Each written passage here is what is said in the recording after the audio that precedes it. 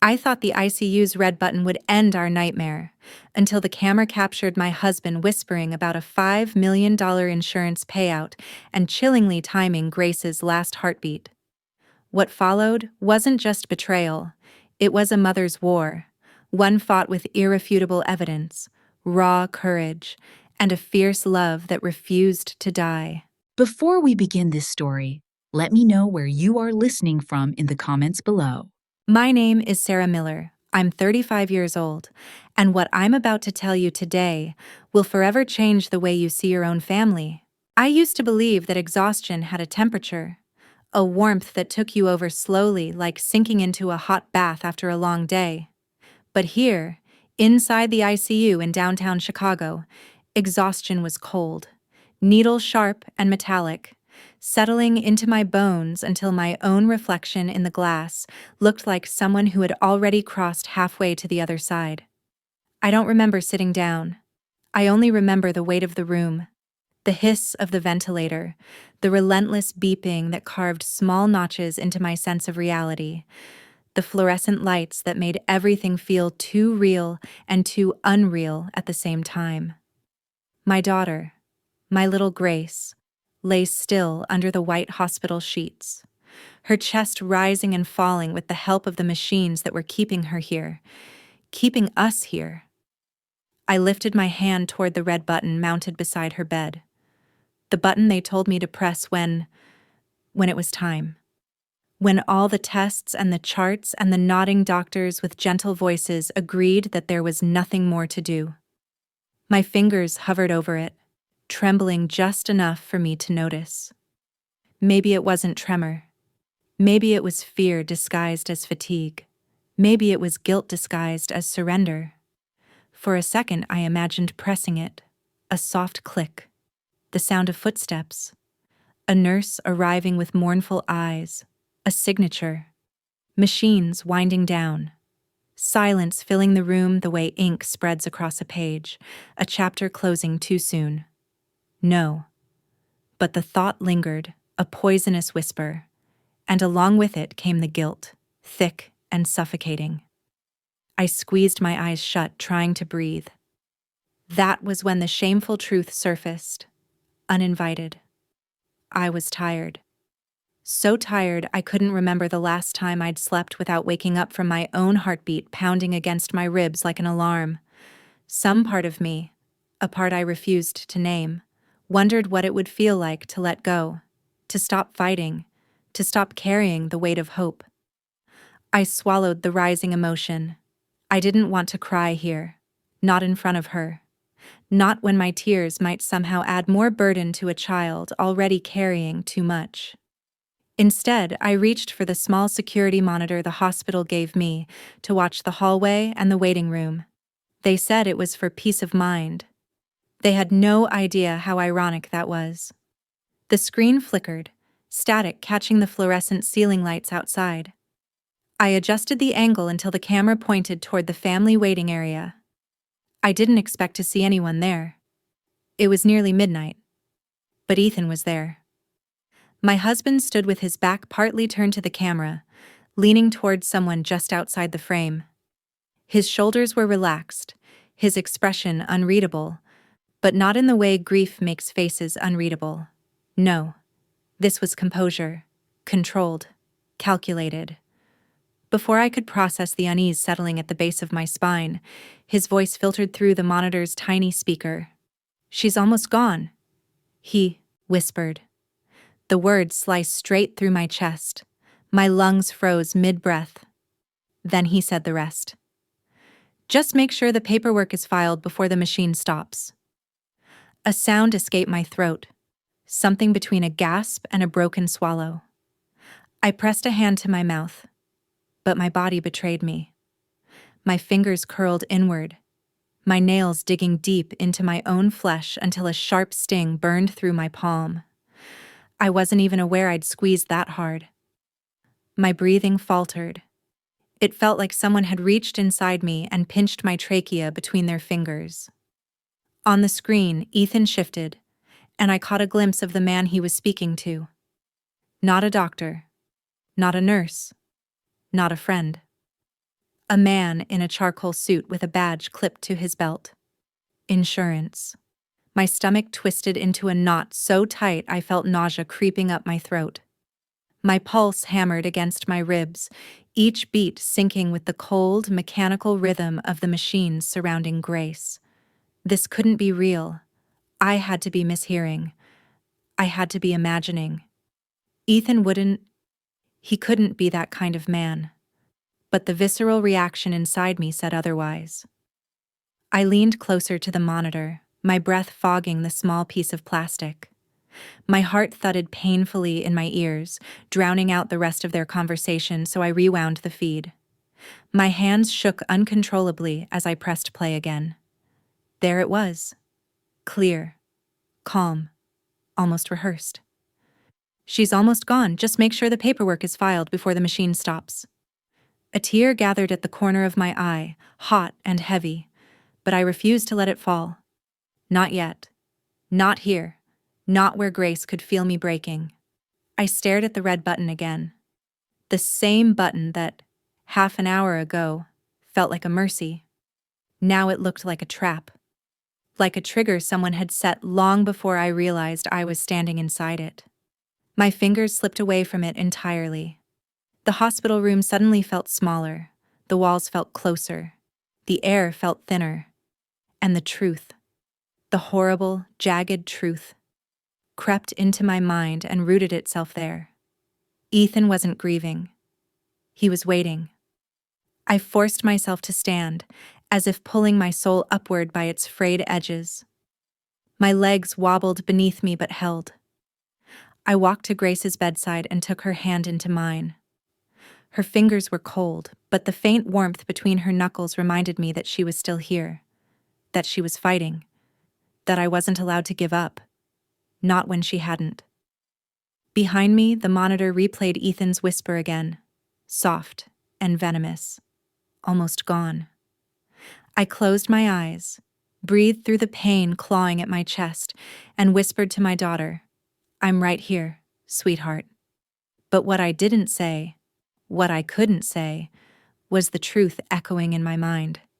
Someone else was waiting for her not to be.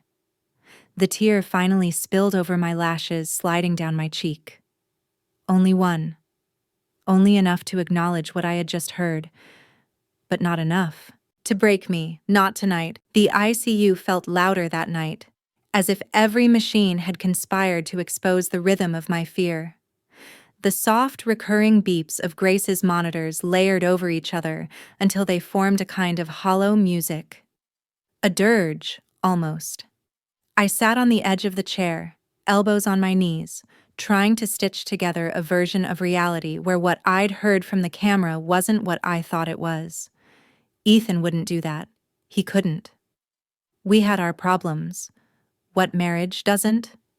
But plotting around our daughter's life? No. Absolutely not.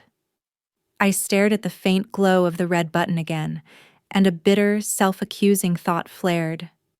Maybe I was the one losing grip.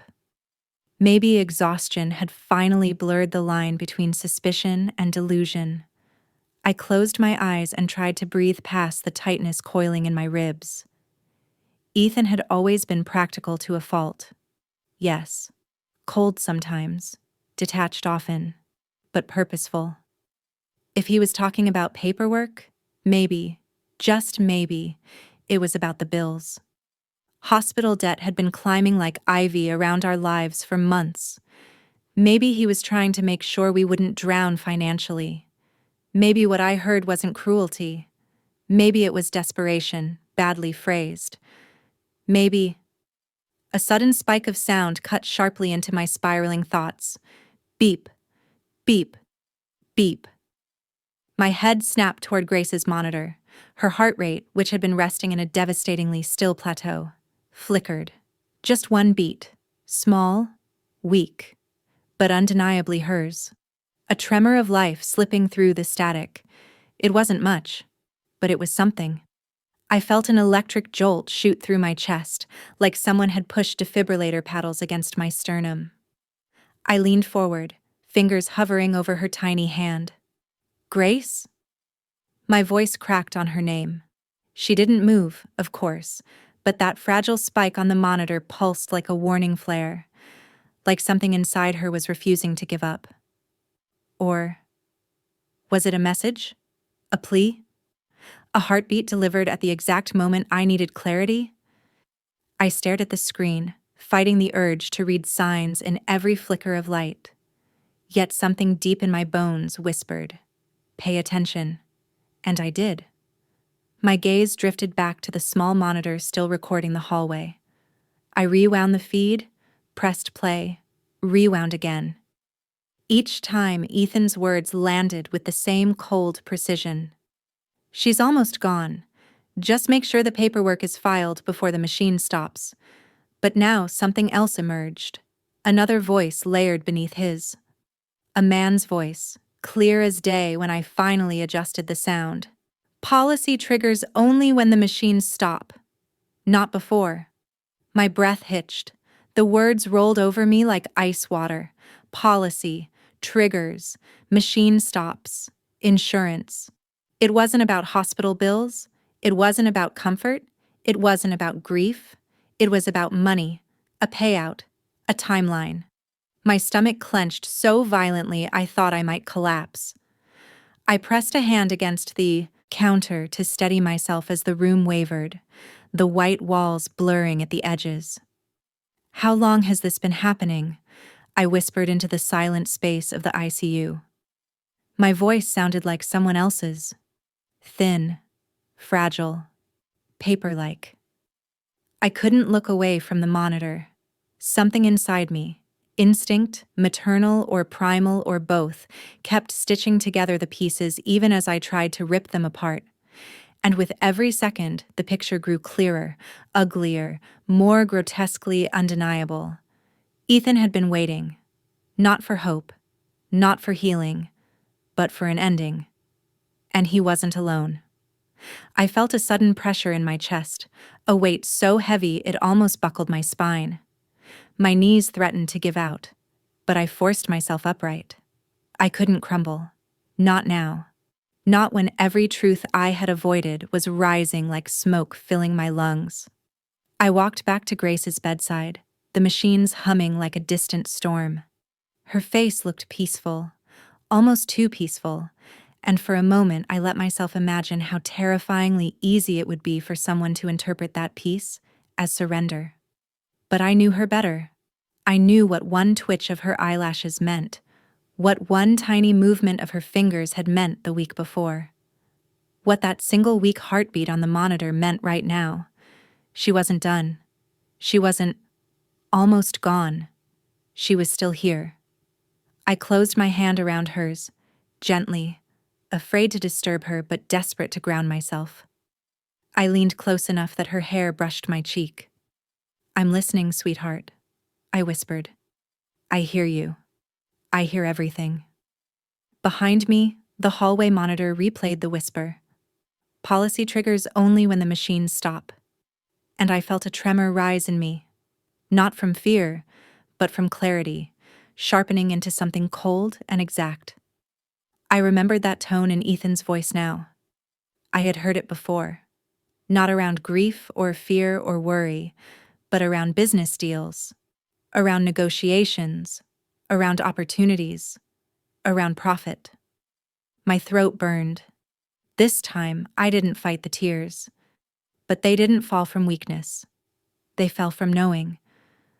From a truth I couldn't unhear, couldn't unfeel, couldn't unknow. The doubt was gone.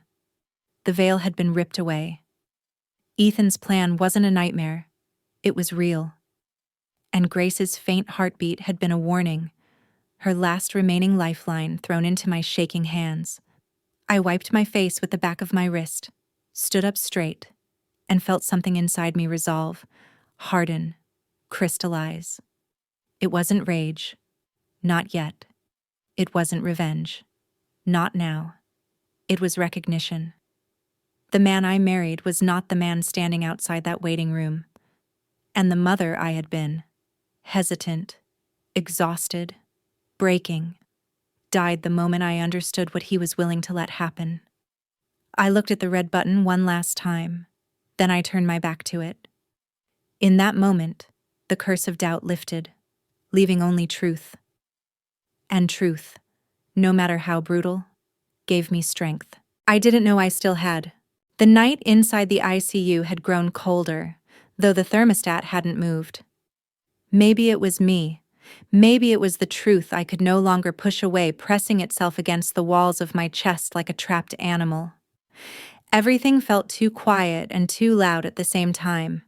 Every beep from the machines sharper, every breath from Grace more fragile, every thought cutting deeper. I sat there beside her, unable to blink, afraid that if I did, I might miss something. Another faint heartbeat, another small miracle, another warning. But instead of miracles, I found myself staring at the small monitor again, hands cold against its plastic frame. I shouldn't look. I knew that. But fear doesn't make people rational. It makes them compulsive. I opened the hospital's remote access app on my phone, the one synced to our home cameras. It had always been there, something Ethan insisted on, for security. I had never used it, not once, but now it felt like a key to a door I hadn't dared open. My thumb trembled as I tapped the feed from our living room first. Empty. Then the hallway. Empty. Then the office. The screen flickered once, then steadied. Ethan was there, standing in the dim glow of the desk lamp, still in the same clothes I saw him wearing through the hospital hallway camera feed. He moved with a purpose I recognized. Efficient, confident, as if rehearsing motions he'd practiced 100 times. My pulse thudded at the base of my throat. I watched him kneel beside our safe. I'd always assumed he used it for tax documents, passports, maybe keepsakes? I never asked. Maybe that was my first mistake, assuming transparency where there had only ever been carefully curated reflections. He entered the code. My stomach dropped when I realized I didn't recognize it. Not even close. The safe clicked open. Stacks of cash. A thick envelope. A set of passports. More than 2. And a manila folder labeled in his handwriting, Exit Strategy. I felt the breath punch out of my lungs, the contrast between what I saw and where I sat, the icy sterility of the ICU, the soft mechanical rhythm keeping my daughter alive, felt like someone had sliced the night into 2 worlds and forced me to exist in both at once. Then the sound came. Ethan's laugh. Not a normal laugh. Not joy or humor or relief. This one was small, controlled, almost mocking, an exhale of victory from someone who believed the endgame was already his. It seeped through my phone's tiny speaker and filled the ICU in a way that made the hair on my arms rise. He dialed a number on speaker. Someone picked up instantly. A man's voice, the same tone I'd heard earlier. Businesslike. Ethan spoke first, with a calmness that made bile rise in my throat. You were right. Marrying her was the best investment I ever made. The words didn't just hit me, they hollowed me out. My whole body went rigid. I felt my fingers clutch the phone so tightly that a sharp pain shot up my wrists. My breaths came shallow, almost non-existent. It was as if my nervous system couldn't decide whether to freeze or collapse. The man on the other end chuckled. Then we follow through. Timing is everything. Timing, Ethan echoed, tapping the folder. And silence. Silence.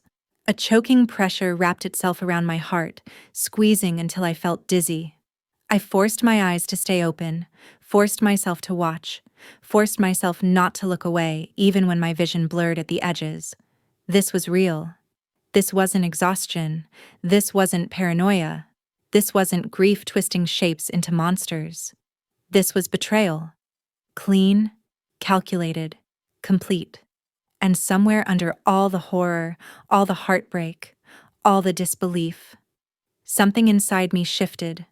A kind of cold clarity poured through me, sharp enough to burn away the trembling weakness that had clung to me since the accident. It gathered in my chest, thread by thread, until it became something solid. Resolve. Not rage, not yet. Not shock, not anymore. Resolve. I leaned closer, my whisper barely audible in the hum of machines. He planned my daughter's death, I said, tasting the bitterness of each word. Not past tense, not hypothetical, not imagined. Planned. My hands steadied. I hit record. My thumb pressed down with a certainty so absolute it felt out of body. The red dot blinked at the corner of the screen, marking the moment my fear transformed into evidence, into ammunition. Ethan kept talking. He paced across the room, unaware that everything he said now belonged to me. "She won't last much longer," he murmured. "The doctors said they expect organ failure by the end of the week." The man on the phone replied casually, "The machines are the only thing delaying the payout." I felt my breath catch. Again, painfully. But this time, it wasn't because I was breaking. It was because I was learning. Learning who my husband really was. Learning how easily love can hide a weapon. Learning that the world I built my life around was a set made of painted cardboard. A lie. Something inside me, fragile, hesitant Sarah, began to dissolve. And in its place rose another version of myself. A mother stripped down to instinct, a woman carved from necessity, someone who would not cry, not falter, not hesitate. I wiped the last tear from my cheek with the back of my sleeve and whispered to Grace, "You're not alone, sweetheart. Not for a single second." Then I lifted the phone, steadied the angle, and strengthened my grip. If Ethan had built his world on lies, then I would burn it down with truth. I hit save. The ICU hummed on, unaware that in this quiet, sterile room, a war had just begun. For a long moment, I just sat there, staring at the small screen in my hand as if the truth it contained might crawl out and suffocate me. The ICU lights cast thin shadows under my eyes, the kind that appear only when a person has aged years in a single night. The recording was still open, Ethan's voice echoing in my ears, his laughter a toxin I couldn't scrub out of my memory. I didn't replay it. I didn't need to. It was carved into me now, etched into the exact place where fear used to live. I exhaled slowly, the sound weak but controlled. I felt my pulse steadying instead of racing. Something was changing inside me, something tectonic, something that would not shift back. Grace's small hand lay in mine, soft, warm in the center, the faintest whisper of life threading its way through her skin. I traced the outline of her fingers with my thumb. "I'm here," I whispered. "I'm not going anywhere. Not now. Not ever." It wasn't a promise born of emotion, it was a vow born of awakening. The door opened softly, and the nurse I had seen earlier stepped inside. She moved with that quiet reverence nurses always seem to have around the dying, the kind that acknowledged both mercy and endings. Her eyes were gentle, trained on me as if she'd been watching the battle raging inside me all night. "Mrs. Miller?" she asked softly. "Are you ready to proceed?" My heartbeat paused, as if the question itself were a defibrillator, shocking me into clarity. Earlier, an hour ago, maybe less, I had been, or at least I had convinced myself that letting go was an act of love, that releasing Grace from pain was the only humane choice. But that Sarah, the Sarah on the edge of breaking, the Sarah drowning in guilt and exhaustion, was gone. I set the monitor down, stood up, smoothed a hand over Grace's hair. Her hair still smelled like the apple shampoo we'd used the week before, the scent lingering like a ghost refusing to leave her side. My throat tightened, but not from despair, from purpose. I leaned close to her ear and whispered, "I'm sorry I even hesitated, Angel. I'm sorry I let myself believe the world was allowed to decide for you." My voice cracked but held steady. I won't let anyone take you away. Not even for a second. Not even him. When I turned back to the nurse, I felt taller, straighter. My skin fit differently around my bones. No, I said, my voice clear enough to cut through the humming machines. I'm not proceeding with anything. Not today. The nurse blinked, startled. You don't want to discontinue? Absolutely not, I said, my tone firm enough that even I felt its weight. And I need you to page hospital security. Security? She repeated, uneasy. Is something wrong? Something wrong. Something wrong. The understatement nearly made me laugh. I forced my breath steady.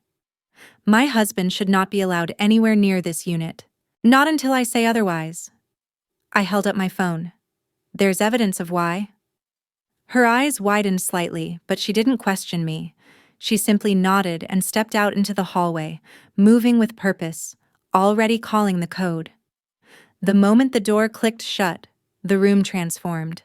What had been a battleground between fear and hope was now a fortress. It felt like the walls had locked into place to protect Grace, protect both of us, while everything outside began to shift in my favor. I pulled up the recording again, not to watch it, but to send it. First contact. Laura Green, my friend from college, now a detective with Chicago PD. Sharp, relentless, the kind of woman who could smell a lie before the liar opened their mouth. I typed only 4 words. I need your help. Then I attached the video. Second contact. My lawyer. An attorney I'd used once for a minor business contract. Someone competent, quiet, and just cynical enough to recognize danger without theatrics. Third contact. The hospital compliance office. They needed to know. They needed to understand why I wasn't crazy, why I wasn't panicking, why I was asking for protection. I hit send. The weight in my chest eased, fraction by fraction, like loosening a belt that had been cinched too tight. I sat again beside Grace and spoke to her softly, my words a mix of confession and armor. We're not done, I whispered. I don't know how long this will take or what it will cost, but I promise you this, they won't win. Not while you can still fight. Not while I still have breath. Her eyelids didn't flutter. Her fingers didn't twitch. Her chest rose and fell in the same artificial rhythm, but something, an unseen thread, pulled taut between us. A kind of silent understanding. A spark. I could feel it. There was a knock at the door. Not soft. Not hesitant. Firm. 2 hospital security officers stepped inside, their eyes alert, scanning the room for threats. The nurse followed behind them, clutching a tablet. Mrs. Miller, one officer said gently, we received your request. Your husband's access to this floor has been temporarily restricted pending review.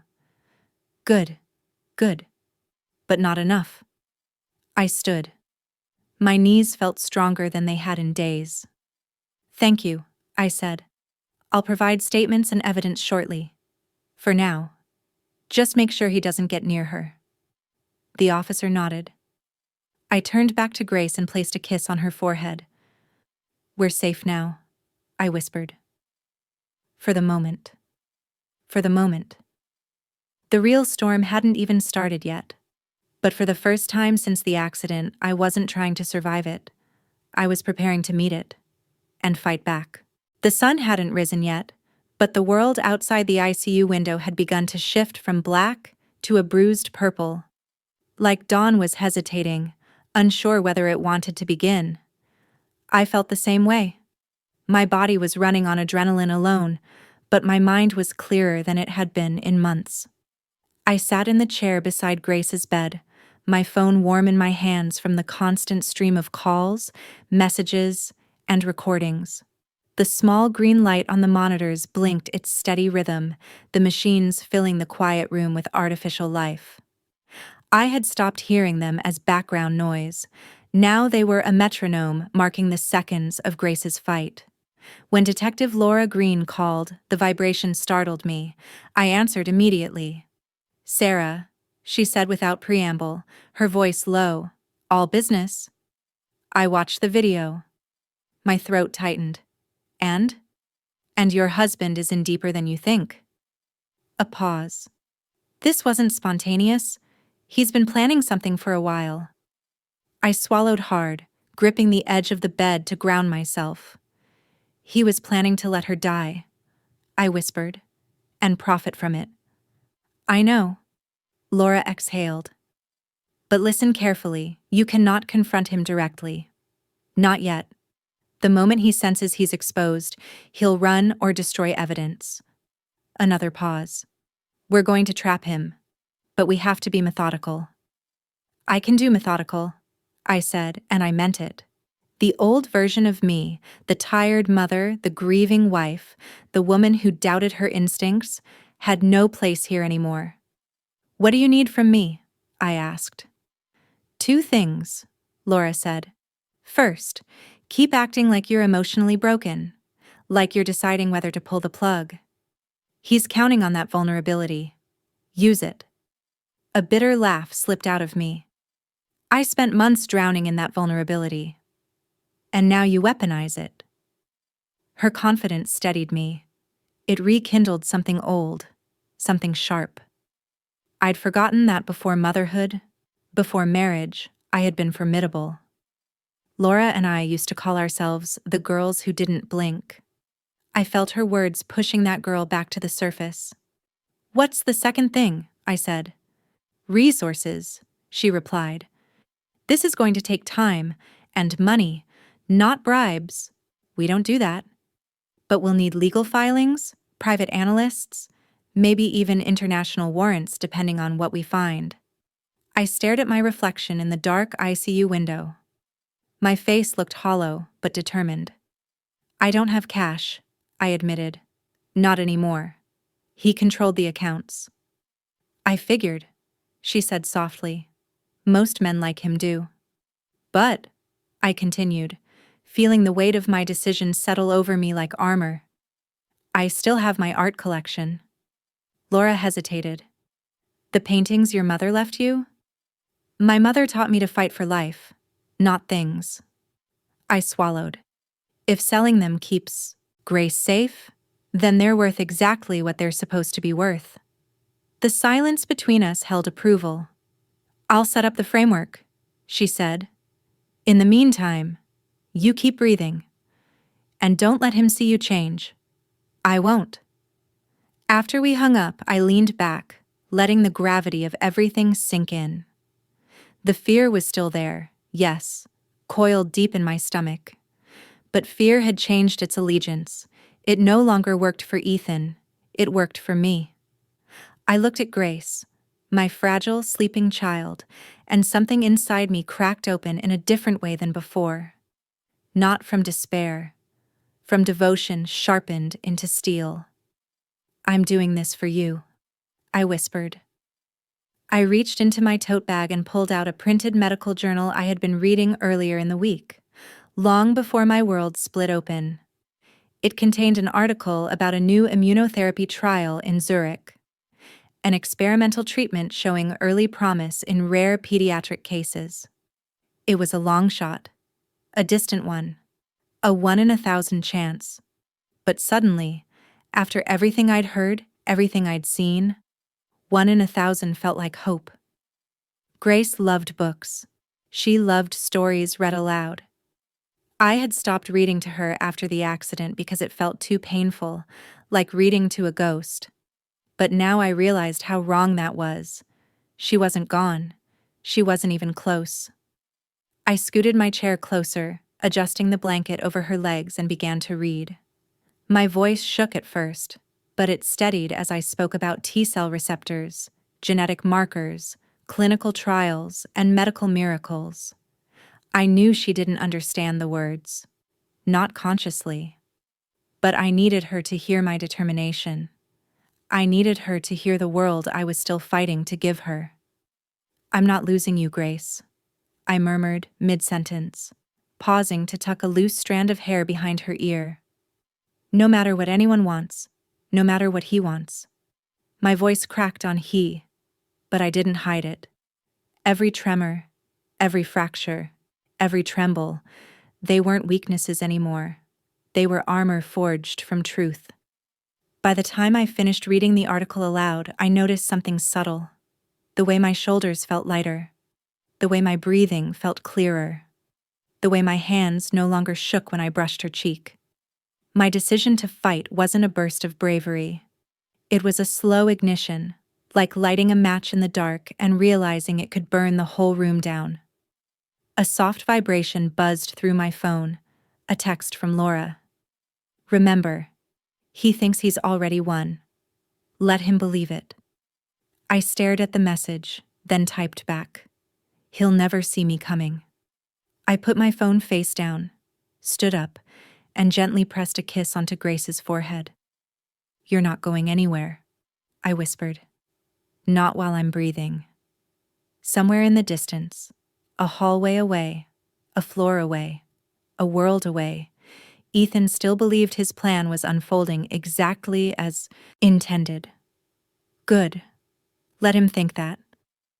Because I had just begun mine. I felt him before I saw him. There's a particular shift in the air when someone dangerous walks into your orbit, an instinctive tightening in your chest, a warning flicker along your spine, a 1,000-year-old intuition whispering, predator. Ethan stepped into the private family consultation room the hospital assigned me, wearing a suit far too pressed for a man with a dying child. His tie was straight, his hair was perfect, his expression was a mask of grief carefully molded into place, a bad actor trying to play a good man. Sarah? He said softly, approaching as if I were a fragile thing. You look exhausted. Have you slept at all? I didn't answer. Not yet. I let the silence stretch between us like fishing line pulling taut. He gave a shallow, practiced sigh. I know this is hard. I know losing Grace. I lifted my head sharply. He froze. Good. He wasn't expecting the version of me that greeted him. My voice, when it came, was calm. Too calm. Grace isn't gone. Sarah. He dropped into a sympathetic crouch, as if lowering himself to my level. We talked about this. We agreed. We agreed to nothing. I cut in. My tone wasn't loud, but it carried enough steel to make his jaw tighten. He blinked slowly, recalibrating. The doctors said the same thing. The machines are only keeping her alive?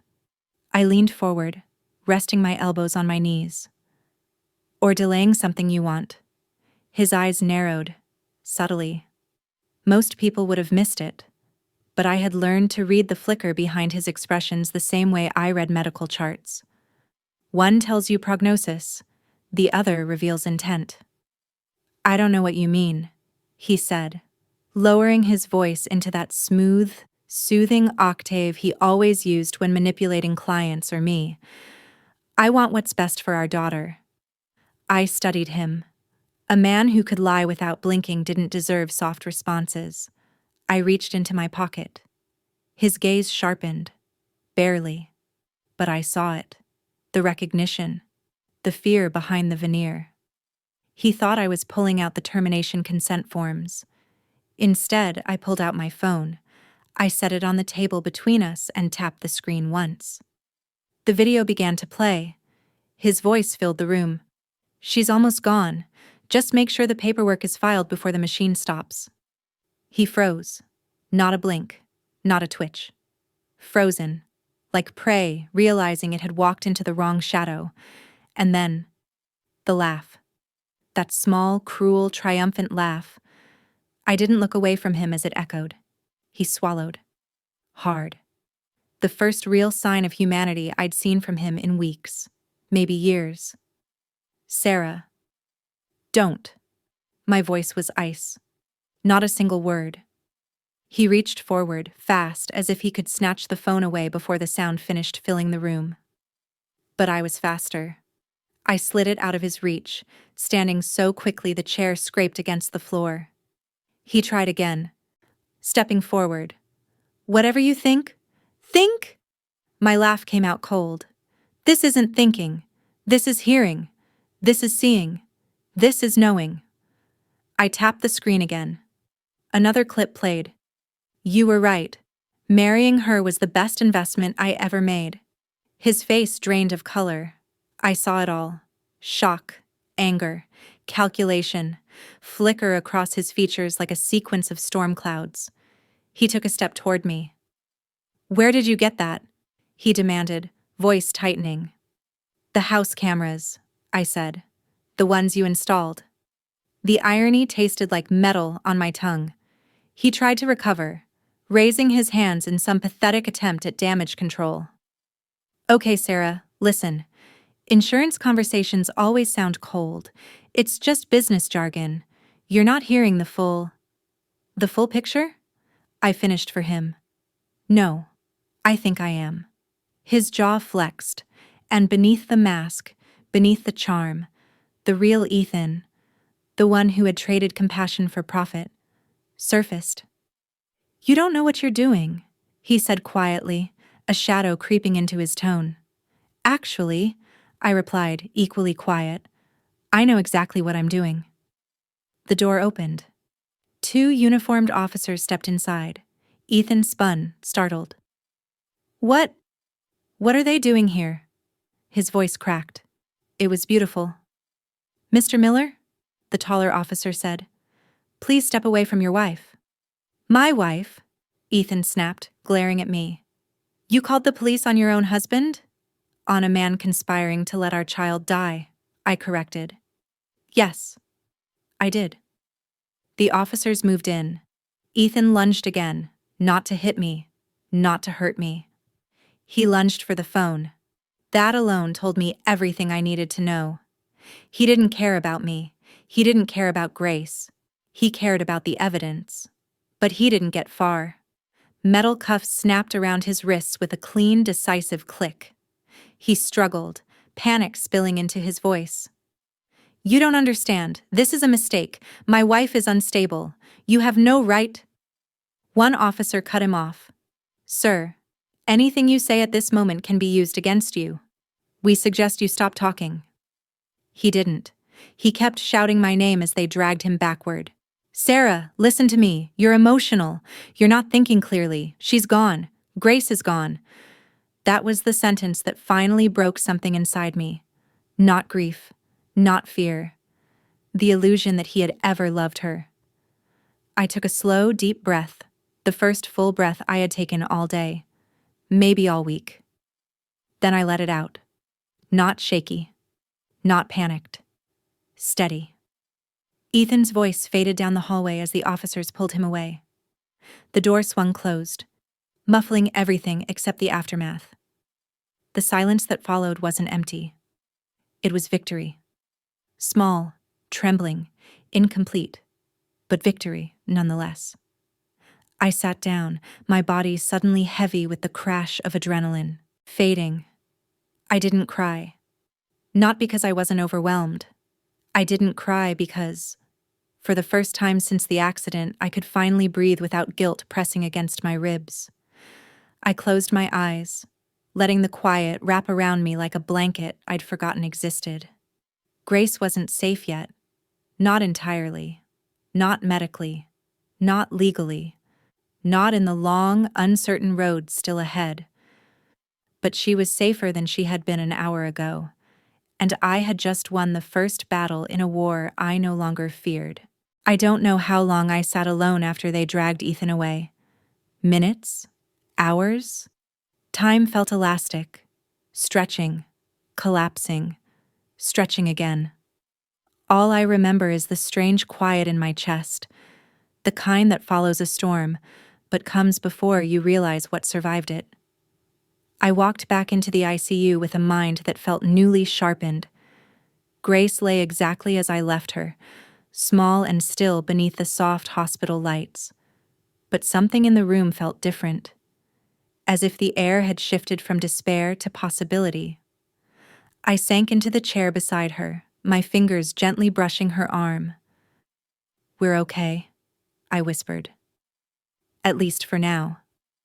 The door opened, and for a second I tensed, afraid Ethan had somehow slipped past security, that he had found another angle, another manipulation. But it wasn't him. Detective Laura Green stepped in, her badge clipped to her belt, her posture steady, her expression carrying the mix of fatigue and fire that only a woman fighting a system could carry. She closed the door behind her and lowered her voice. "We froze his accounts." I blinked. "All of them?" "Every shell corporation, offshore fund, and trust he thought he could hide in." She gave a small, humorless smirk. The man wasn't just planning an insurance hit, he was planning an exit. I swallowed. "So he's broke." "He's defenseless," she corrected, "and very, very arrested." For the first time since this nightmare began, the ground beneath me felt solid. Not safe. Nothing about an ICU is ever truly safe, but solid enough to stand on without collapsing. "Thank you," I murmured. "You don't thank me yet," she said, softening. "There's still a road ahead." I nodded. "I know." She stepped closer to Grace, her eyes gentle. "She's a fighter." "She didn't get that from him," I said quietly. "No," Laura replied. "She didn't." Before either of us could speak again, the door pushed open, the doctor walking in with 2 nurses and a tablet pressed tightly against his chest, as if struggling to contain the news inside it. His expression made my breath falter. Not pity, not resignation. Something else. Something bordering on hope. "Mrs. Miller," he said slowly, "we ran additional genetic panels. Considering Grace's response patterns, I ordered tests that weren't standard protocol, but—" He paused, searching for the right phrase. I felt compelled. My pulse surged. Compelled by what? He glanced at Grace's monitor, the faint, gentle pulse of her heart glowing like a tiny lighthouse in the dark. "By the fact she keeps trying," he said, "even when the data says she shouldn't." I felt my knees weaken. Laura touched my arm lightly. "Sarah," the doctor continued, his voice steady but warm. "There's a clinical immunotherapy trial in Zurich. Extremely selective. Only children with a specific gene variant are eligible." His eyes met mine, and for the first time since the accident, I saw unmistakable light in them. "And Grace has it." The room tilted. Not in dread this time, but in awe. My hand flew to my mouth, and a sob broke free from somewhere deep inside me. "You're saying—" My voice cracked. "She qualifies?" "Not just qualifies," he said gently. "She's a strong candidate." I crumpled forward, my forehead brushing the edge of her blanket as emotion crashed through me in a wave so overwhelming I couldn't contain it. My tears weren't quiet. They were raw, shaking, alive. I wasn't crying from grief. I was crying because hope had flooded into the hollow places inside me so fast it hurt. "It's not guaranteed," the doctor added, his tone responsible, careful. "It's risky. It's experimental. But a 1% chance is more than what she has here." I lifted my head, wiping my face, my voice trembling but certain. 1% is enough. It was more than enough. It was everything. Laura inhaled sharply, as if she too felt something ignite in the room. "What do you need to make it happen?" she asked the doctor. "We'll prepare the transfer request," he said. "It'll be international. Paperwork will be slow, but if you're willing to travel, we can begin the process immediately." I didn't hesitate, not even for a breath. "We're going," I said. "Whatever it takes, whatever it costs." "And Ethan?" Laura asked softly. My jaw tightened, but not with rage, with resolution. "He had his chance to be part of this family," I said. "He chose greed over his daughter. That chapter is over." Laura nodded once. The doctor stepped aside as I moved closer to Grace, my hand resting lightly on her blanket. "Grace," I whispered, my voice trembling, We're not done. Do you hear me, sweetheart? We are not done. A faint blip rose on her heart monitor. Small, weak, but undeniably timed with my voice. I smiled through tears. That's my girl. Laura's voice softened behind me. She's fighting. No, I said, brushing her cheek gently. She's leading. I took a deep breath, straightened my spine, and felt something settle inside me. A certainty, a fierceness, a clarity sharper than anything I had ever known. We're going to Zurich, I said. Not because it was safe, not because it was easy, but because hope, no matter how small, is worth crossing oceans for. Grace's monitor hummed, a fragile heartbeat threading through the silence. The world outside the ICU had brightened from purple to gold, and for the first time in a long time, morning didn't feel like loss. It felt like beginning. I used to think airports were liminal spaces, transitional, anonymous, suspended between worlds, but walking through O'Hare with Grace's medical team escorting the stretcher, I felt none of that ambiguity. I was painfully, vividly aware of where we were leaving and where we needed to go. Chicago felt heavy behind me, the ICU, the red button, the echo of Ethan's voice like a stain on tile you couldn't bleach out. But ahead, somewhere beyond the next set of doors, beyond the runway, beyond clouds, was Zurich. And for the first time since the night of the accident, the future didn't look like a closed door. It looked like a tunnel with a dim, stubborn light refusing to go out. The flight was long, quiet, and strangely reverent. Grace lay in the special medical pod secured to the cabin floor, an entire mobile ICU wrapped in sterile white plastic and soft LED lights. I sat beside her, my hand resting gently on hers, refusing to sleep even when exhaustion dragged at my eyelids. Every few minutes I whispered to her, stories, memories, encouragement, promises. We're almost there, sweetheart. You're doing so well. You're stronger than any storm. But there was one thing I didn't say out loud. You saved me too. Hours later, when the wheels touched Swiss soil, the cabin dipped forward with a soft jolt. My chest tightened. Not with fear, but with something that felt startlingly like relief. The landscape outside the small window looked like it belonged to another universe. Mountains standing like ancient guardians wrapped in early morning mist, rooftops capped with a dusting of snow, and streets so clean they almost shimmered. Switzerland wasn't just another country. It felt like a reset button, a chance to rewrite what had been broken. When we stepped into the crisp air outside the tarmac, the cold hit my lungs with a purity I hadn't felt in years. Chicago's ICU air had been thick with disinfectant, grief, and stagnant dread. Zurich's air tasted clean, sharp, honest. I closed my eyes for a moment and let it fill me. This is good for her, a nurse murmured beside me. Fresh air, different environment. It matters. I nodded, unable to speak. It mattered for me too. The hospital in Zurich was unlike anything I'd seen. Sleek glass walls, curated gardens, hallways filled with natural light instead of fluorescent harshness.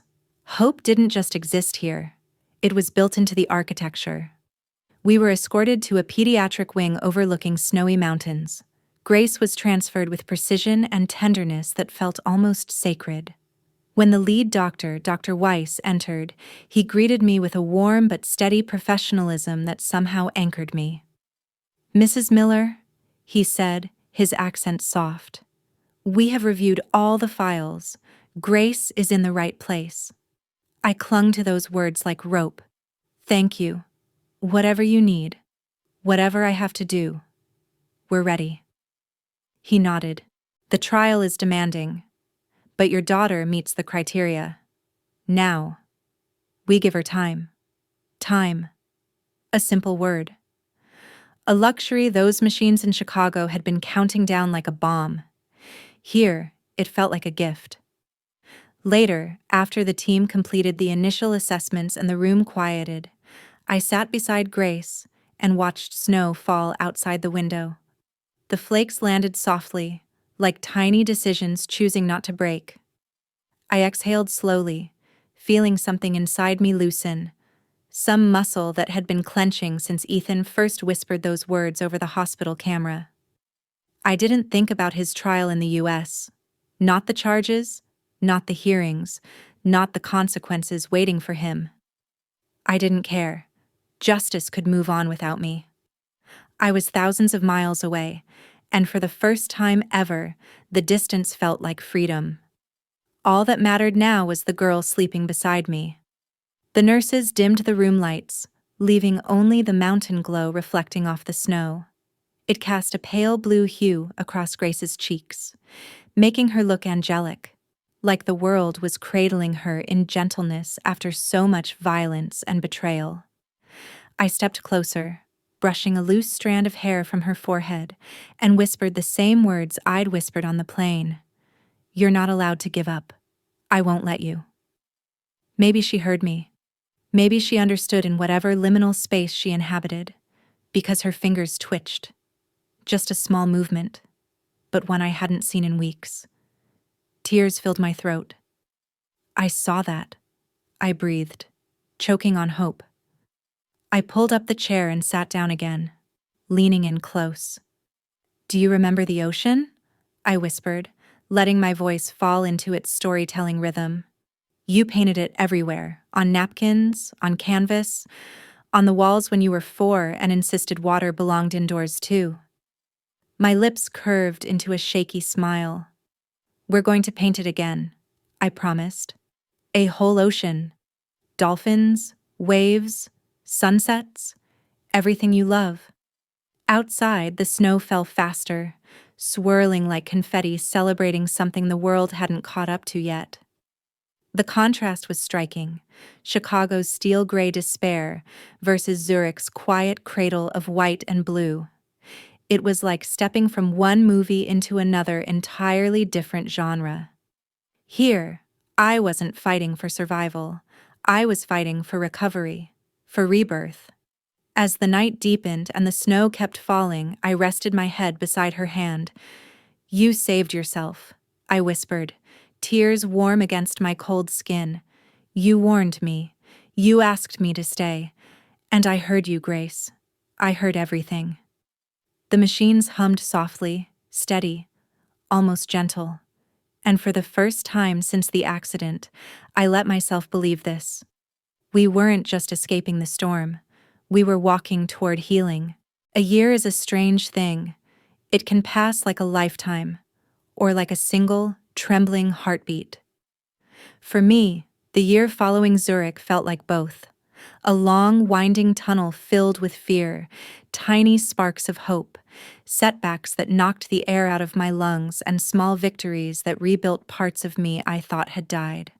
Every morning, I woke unsure whether the day would bring progress, or another cliff to crawl back up from. But Grace kept fighting, not loudly, not dramatically. She fought in the quiet ways, blinking when she hadn't blinked the day before, moving a finger during therapy, squeezing my hand weakly like a secret message from inside a deep sleep. Each movement was a declaration. "I'm still here, Mommy. Don't stop." Now, 12 months later, Zurich no longer felt like a foreign country. It felt like a cocoon, a sanctuary carved from snow-capped mountains and clean air that tasted like possibility. I had memorized every hallway in the pediatric wing, every crack in the garden walkway, every nurse's footsteps. But nothing prepared me for today. The sun filtered through soft clouds as Grace's therapist helped her stand. The air smelled faintly of pine and melting snow. The mountains loomed behind us like silent witnesses, their peaks glowing with early spring light.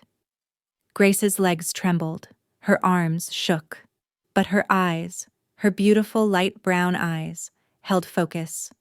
"Ready?" the therapist asked gently. Grace nodded. My heart pounded so hard I felt dizzy. I held my breath without realizing it, gripping the arms of the wooden bench beneath me. She took one small step. Her foot wobbled, scraping slightly against the stone path. Then she lifted the other. And for a moment, an impossibly fragile, painfully beautiful moment, she stood on her own. I covered my mouth with my hands, a tiny sob escaping through my fingers. "Mommy," she whispered. That word, spoken in her scratchy, recovering voice, hit me harder than any truth I had ever faced. "Yes, baby," I breathed. "I'm right here." She reached toward me, her hand small and unsteady, but she was moving, she was walking. 3 steps, 4, 5. Each one shattered me and healed me all at once. They were uneven and wobbly and perfect. When she reached me, she collapsed straight into my arms with a soft laugh, her first laugh in more than a year. I caught her instantly, holding her so tightly I was afraid I might break her. "I did it," she whispered proudly into my neck. "You absolutely did," I said, my voice breaking in half. "You're a miracle, Grace." She pulled back just enough to look at me, her cheeks flushed pink from the effort. "Mommy, can we draw today?" I smiled through my tears. "What do you want to draw?" "A dolphin," she said without hesitation, jumping over a wave, because dolphins don't stay underwater forever. My breath hitched. She didn't know how poetic she was. She didn't know how perfectly she had described both of us. "Then let's draw it," I whispered. We sat together on a stone bench surrounded by blooming white hellebores. Grace balanced the sketchbook on her knees while I wrapped my arm around her shoulders to steady her.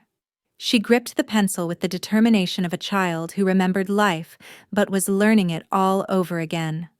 Her dolphin curved across the page, playful, defiant, alive. As she began shading the wave, a nurse approached quietly. She carried a white envelope in her hand, sealed with an embossed crest I instantly recognized: the Cook County Court Clerk's office. "Mrs. Miller," she said softly, "this arrived for you. It's marked urgent." My stomach tightened. I thanked her and waited until she walked away before I opened the envelope. Inside was a single page, simple, unadorned, final. Ethan Miller, sentenced to life imprisonment, no possibility of parole. The words were stark black against stark white, almost anticlimactic in their simplicity.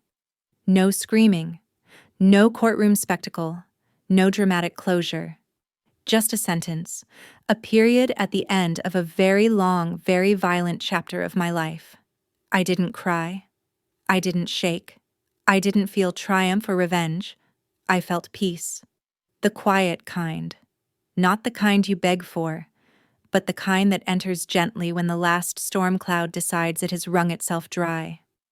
I folded the paper carefully, like someone handling something fragile, even if it no longer had power over me. I set it in my bag, then stood and walked toward the small wooden storage cabinet near the garden entrance. Inside were family mementos, scarves, small gifts, letters from patients long discharged. I opened a drawer and placed the folded paper inside. Then I locked it. Not out of denial, not out of fear, but because some stories don't deserve to follow us into our healing. Grace looked up when I returned to the bench. "What was it, Mommy?" I sat beside her and brushed a strand of hair behind her ear.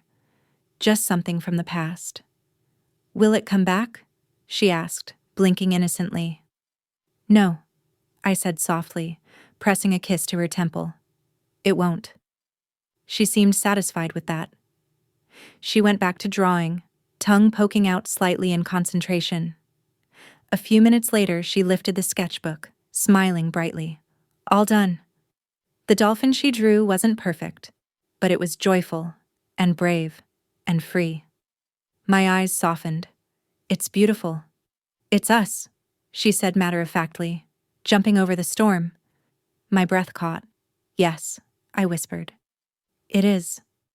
The wind rustled through the garden, carrying petals across the path like quiet applause. The mountains stood tall and patient above us, the snow melting into spring streams, a reminder that even the coldest seasons eventually warm.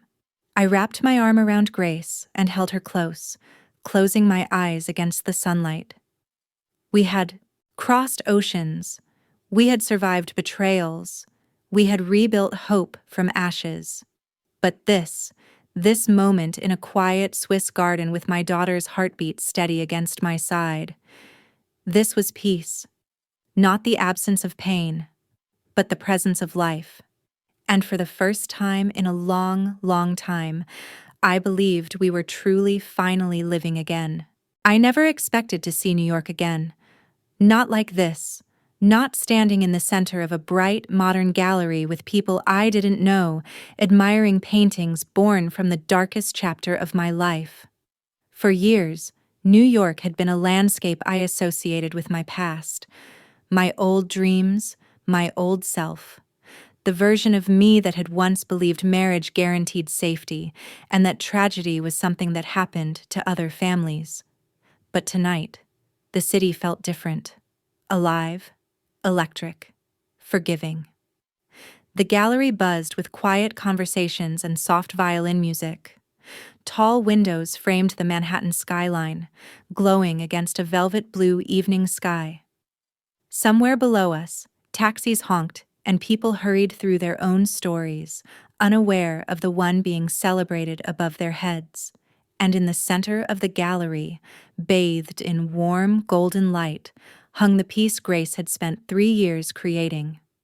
For Mom, who never pressed stop. The title alone made my throat tighten. It wasn't a single painting, though. It was a collage, a mosaic made of hundreds of tiny hand-painted fragments, each one representing a moment from her recovery.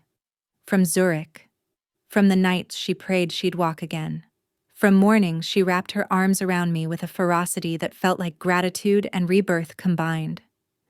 The centerpiece of the collage was a sweeping ocean, the one she had dreamed of drawing since the rehabilitation garden. A dolphin arched above the waves, leaping into a sky filled with colors so soft and radiant they felt like dawn catching fire. I stood beside her, my hand resting lightly on her shoulder. Grace was taller now, no longer the fragile child who had fought death with a flicker of a heart monitor. She stood confidently, her posture straight, her eyes bright with joy instead of fear. "You ready?" I asked. She nodded. We lifted the final mosaic tile, a tiny square painted in a warm, deep red. Not the red of danger anymore. Not the red of the button I almost pressed. More like the red of a sunrise, the red of survival. Together, we pressed it into the last empty space. The gallery erupted into applause, but all I heard was Grace's small inhale, the same breath she used to take when she touched a new piece of the world that almost wasn't hers. She turned toward me and wrapped her arms around my waist. "Thank you," she whispered. "For what?" My voice was thick. "For never giving up. For choosing me. For not pressing stop." She leaned back to look at the collage. "I wanted the last color to be red." "Of course you did," I said, smiling. "It's always been yours." But it wasn't just hers. It was ours. I felt a presence at my right and turned. Standing quietly near the doorway was a woman I hadn't expected to see, Ethan's mother. Her hair had more gray now. Her shoulders were softer. But her eyes held the same gentle sorrow they always had. When our gazes met, she offered a small, hopeful smile. I walked toward her slowly. "I didn't know if I should come," she said in a fragile voice, "but the invitation, it meant more than you know." "I invited you because Grace asked me to," I said honestly. She blinked, surprised. "She remembers me?" "She remembers everyone who ever loved her," I said. "And she knows none of this was your fault." The older woman pressed a hand to her chest, swallowing emotion. "Thank you, Sarah. Truly." Forgiveness doesn't erase what happened, I said softly. But it frees what's left behind. She nodded, wiping at her eyes. Your strength saved her. No, I corrected, glancing back at Grace. She saved me. I returned to my daughter's side just as she stepped onto the small platform the gallery had set up for the artist's remarks. The crowd quieted. Cameras lifted. Lights brightened. Grace looked over at me for reassurance. I nodded once. She took a breath, smiled, and spoke. When I was little, she began, my mom told me that art can hold memories. Good ones, bad ones, and the ones that make you brave. Her eyes glowed under the warm lights. This, she gestured to the mural, is the story of a time I almost lost everything. But my mom, she stayed. She fought. She loved me back to life. Someone in the crowd sniffed loudly. Grace continued. The last piece we added tonight is red. A murmur rippled through the audience. It's red because that color used to scare me, she said. It used to mean endings, fear, the button my mom almost pressed. She paused, letting silence settle. But now it means hope. It means beginning again. It means love that didn't give up. My heart cracked open in the most beautiful way. Then Grace turned to me, wrapped her arms around my waist, and whispered in a voice only I could hear. Thank you for choosing forever. Tears blurred my vision, but I smiled, brushing a hand through her hair. The art wasn't just in the canvas, I whispered back, lifting her face gently toward mine. It was in the choice to fight for the life that remained. The red button became the color of forever. The lights dimmed around us, the audience applauded, and my daughter, my miracle, my second heartbeat, leaned her head against me. Our story didn't end in an ICU, or in a courtroom, or in the shadow of betrayal. It ended here, in a gallery filled with light and color, with a child who lived, with a mother who fought, and with a future painted in the brightest shade of red. In the end, justice did not arrive through screams or retaliation. It came in the moment I took Grace's hand and stepped out of the darkness created by the man I once trusted. Life didn't return to me what I had lost, but it gave me a chance to rewrite the rest with light, with choice, and with my own heart. And perhaps that is the most beautiful kind of revenge, living a life that the one who hurt you can never touch again. If you've read this far, I truly want to know what you think. Not to argue, not to seek likes, but to understand which moment in this story touched you the most. And why. Leave a sincere comment. I will read every single one.